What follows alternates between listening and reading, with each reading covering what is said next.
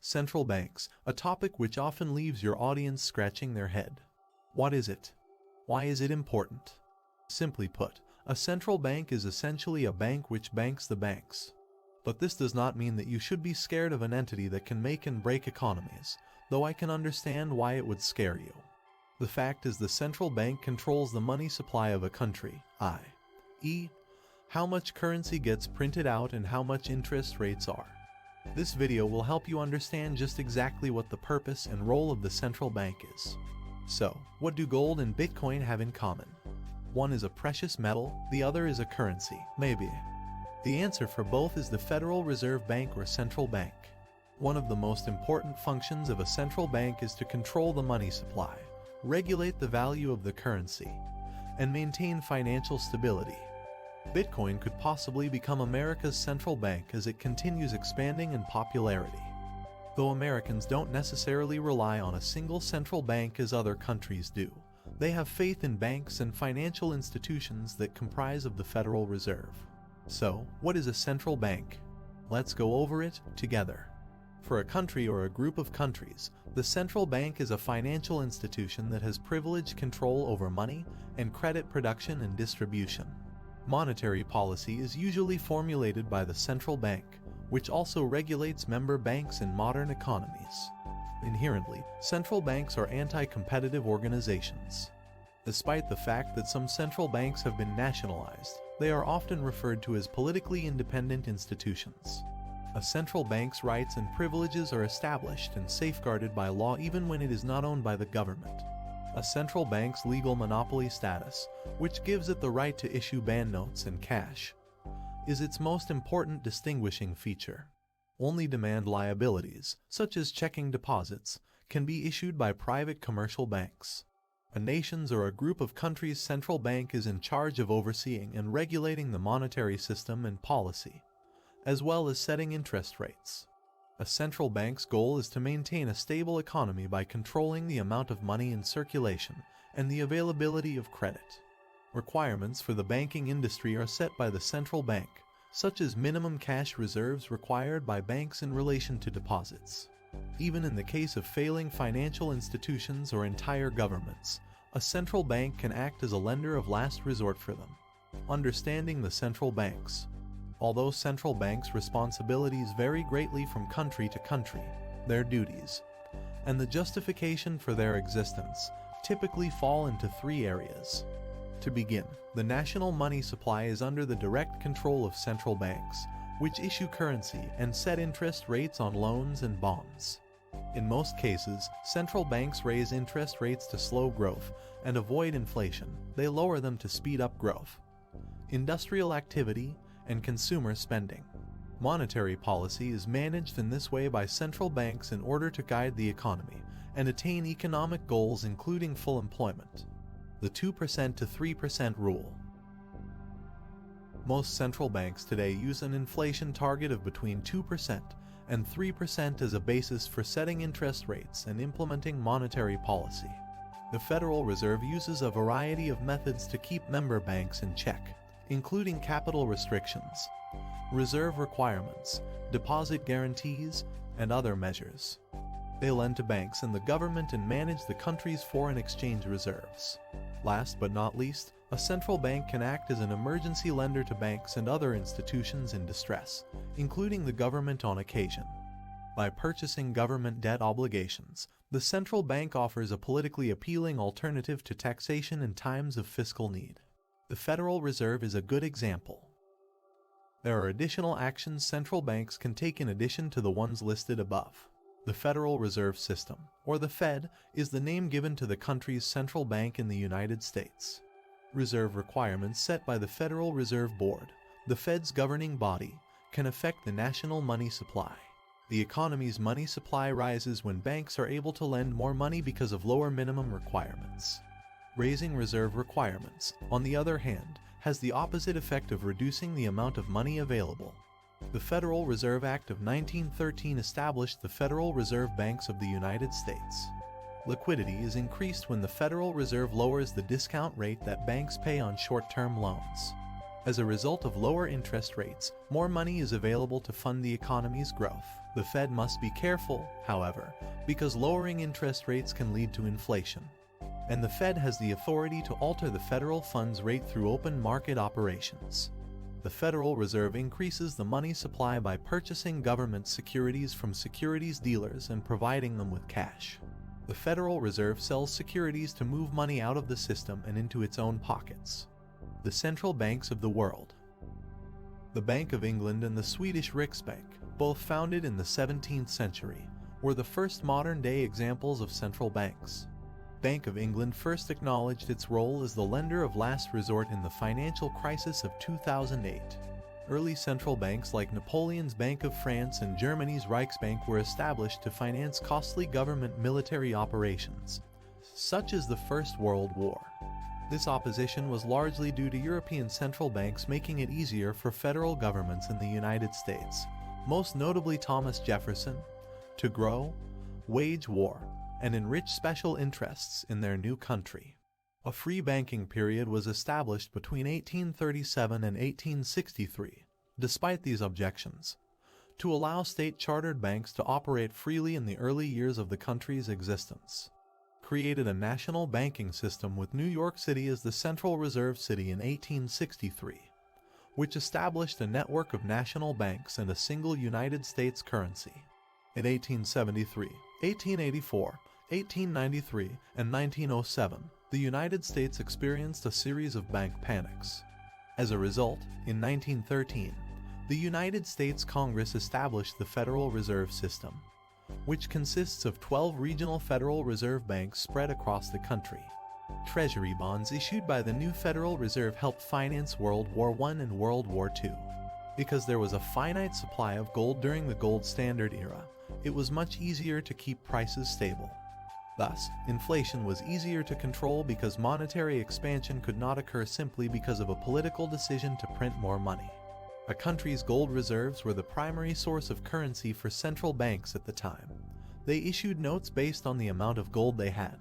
The gold standard was abandoned during World War I, and it became evident that governments suffering budget deficits due to the high cost of war and the need for more resources would order the creation of more money during times of crisis. Inflation was a problem governments ran into as they did so. It was common for governments to return to using the gold standard after World War II in an effort to stabilize their economies and avoid inflation. As a result, the importance of the central bank's independence from any political party or administration was highlighted. The preference was for a return to a central bank that is influenced by political decisions by world governments during and after the Great Depression of the 1930s and the end of World War II. This view was largely influenced by the need to regain control over economies that had been devastated by war. Additionally, newly independent nations chose to maintain total control over their countries as a response to colonialism. Increased macroeconomic government intervention was also caused by Eastern Bloc economies' rise to managed economies. As a result of this, the central bank's independence from the government has re-emerged in Western economies as the best way to achieve a liberal and stable economic system. Deflation and central bank intervention. Deflation fears have risen after major financial crises for the past quarter of a century. Sobering examples have been provided by Japan. As a result of the Nikkei index losing 1/3 of its value within 1 year after it burst in 1989 to 90, deflation set in. Japanese economy, which had been one of fastest growing worldwide from 1960s to 1980s, dramatically slowed down after that time period.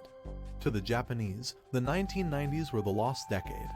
Fears of a prolonged period of deflation in the United States and elsewhere were sparked by the catastrophic collapse in asset prices during the Great Recession of 2008 to 2009.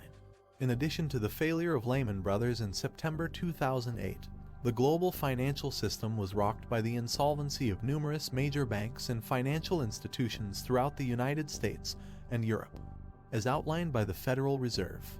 This led the Federal Reserve's monetary policymaking body, the Federal Open Market Committee, to use both forward guidance and large-scale asset purchases, also known as quantitative easing, in December 2008. The first involved lowering the target federal funds rate to zero and keeping it there until at least mid-2013. The second involved raising the target federal funds rate. There are two tools that have dominated headlines and become synonymous with Fed policies of easy money: monetary policy and quantitative easing. Central banks create new money and use it to buy long-term bonds from banks in order to boost the economy's liquidity and lower long-term interest rates through quantitative easing. Mortgage-backed securities and other non-government debt were able to be purchased by the Fed as a result. This affects other interest rates in the economy, resulting in an increase in the demand for loans from both businesses and consumers. To meet this increased demand for loans, banks have received funds in exchange for their securities holdings from the central bank. Other deflation preventative measures.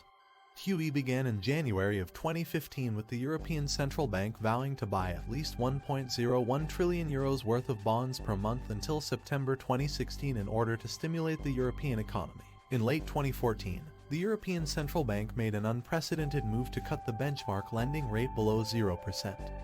But it was met with only limited success. 6 years after the Federal Reserve started their quantitative easing program, the ECB has started their own effort to support Europe's economic recovery and avoid deflation. A number of European central banks, including those in Sweden, Denmark, and Switzerland, have experimented with negative interest rates, despite the fact that the ECB was the first major central bank to do so. Efforts to fight deflation, the results. Deflation is being fought, but it is too early to say whether the central banks have won the war. Meanwhile, global efforts to prevent deflation have had some unexpected results. This could lead to a covert currency war, as the US dollar has fallen against other major currencies as a result of quantitative easing. Economic growth may be limited to currency depreciation, which could lead to a covert currency war among nations that have exhausted all other options. Negative yields on European government bonds account for more than a quarter of the continent's total outstanding debt, or about $1.5 trillion. Central bank bond purchases may be to blame, but it could also be a sign of an impending economic slowdown. The balance sheets of central banks are ballooning. There has been a record increase in balance sheets as a result of asset purchases by the Federal Reserve, Japan's Bank of Japan, and the European Central Bank.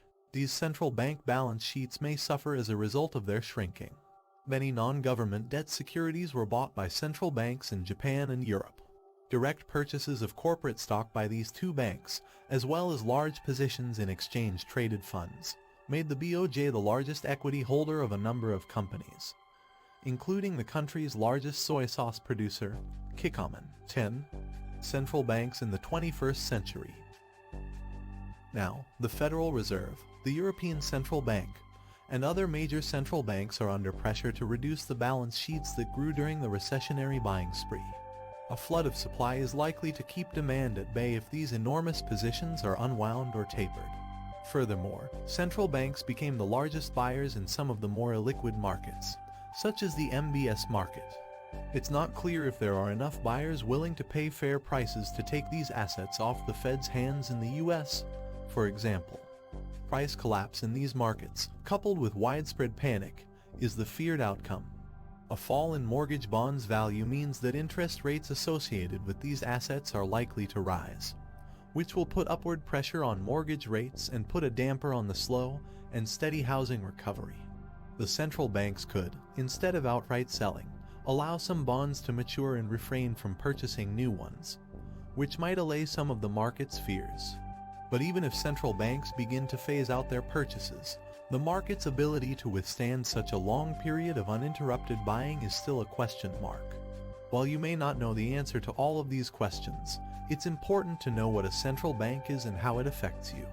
Now that you understand what a central bank is and how it works, you should be fine, at least as far as your economics class is concerned. And that's a good thing because, with the US economy in the shape it's in, there's never been a better time to understand how and why the Fed controls your money supply. So remember, when the Fed comes up in the future, you'll have this video to thank. Were you aware of what central banks are? Do you have any additional information that others should know about this topic? Let us know in the comments section below or join the conversation on Twitter. Be sure to like and subscribe for more content to transform into smart money.